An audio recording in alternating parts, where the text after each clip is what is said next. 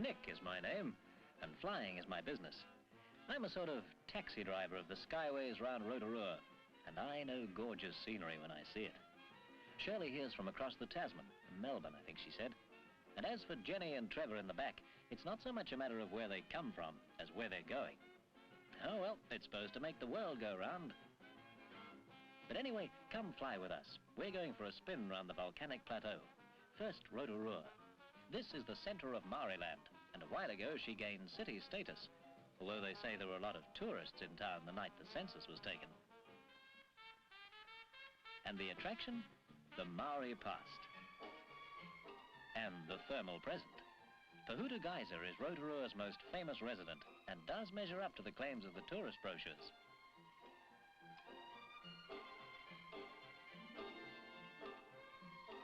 Until a few years ago, this land was covered with scrub, but pines grow to maturity and have bare 25 years, and now the plateau boasts the world's largest man-made forest.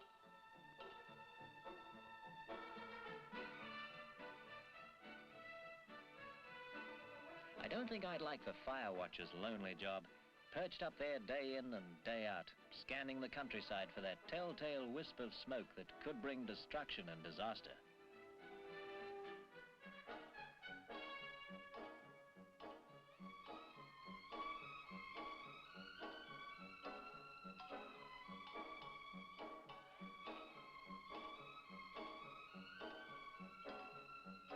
I'm for flying myself.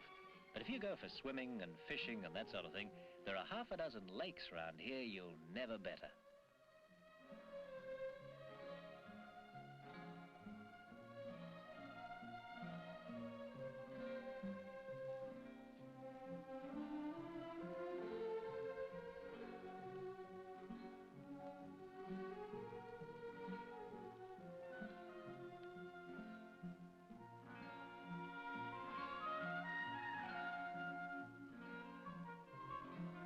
Suddenly, it's Kawarau.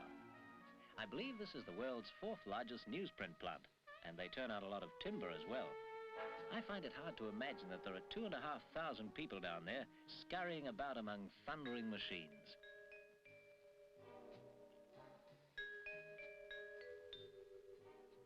The Maoris named this meandering river the Waikato. It rises high in the central peaks, flows through Lake Taupo and almost the whole length of the plateau.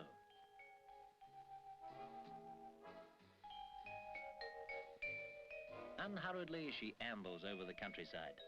But then, the inevitable happens.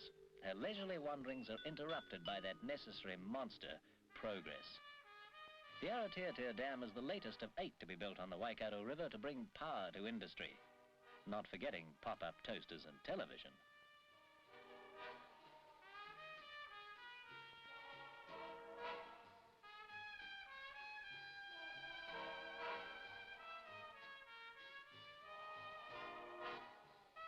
Dwarfed but unperturbed, the Hooker Falls go right on foaming along.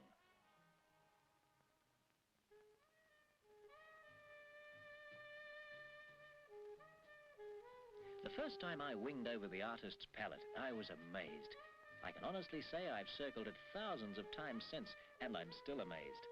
Then there's the frying pan, apparently named by some over-ambitious cook. It's the world's largest boiling lake, per head of population, that is. Once a geyser played here in the Waimangu Valley to heights of over 1,000 feet. If we'd been flying in those days, we'd have been taking a rather hot shower right now.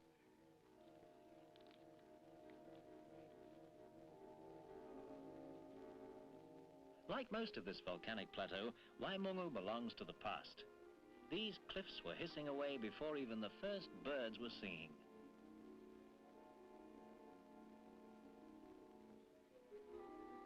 Trevor finds it a little hard to imagine that for thousands of years, Tarawera was a high green mountain rising serenely from a quiet landscape, until the night of June 10th, 1886.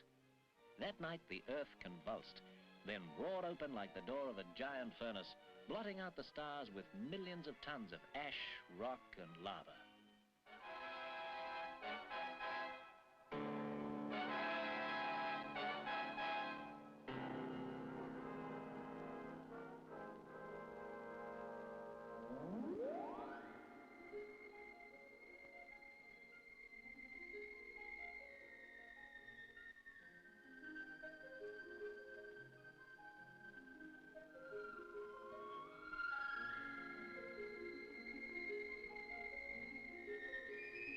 Jenny doesn't believe my story that this lazy subterranean steam looks so beautiful because all the power has been taken out of it. Seriously, though, Wairaki is a power scheme spectacular. Man-made beauty with a purpose.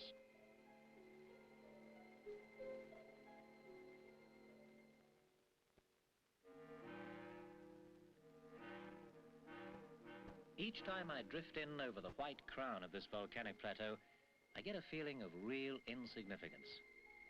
Boy, oh boy, you feel small up here.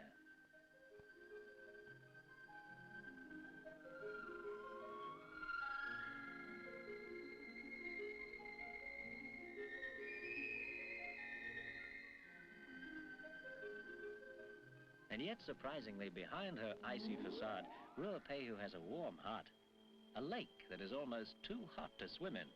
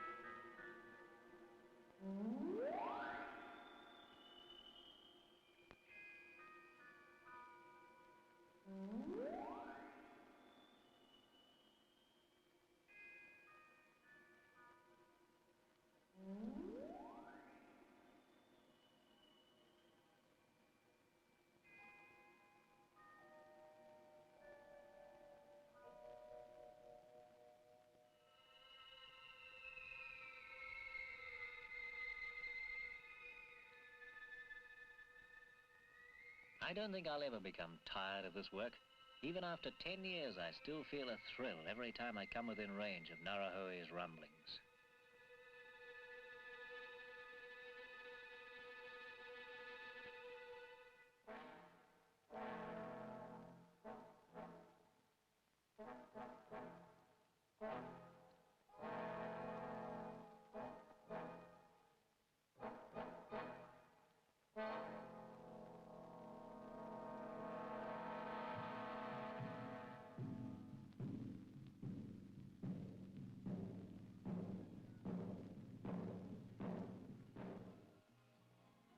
You know, I once bet a widely traveled American that I could show him more variety in an hour than he could find anywhere.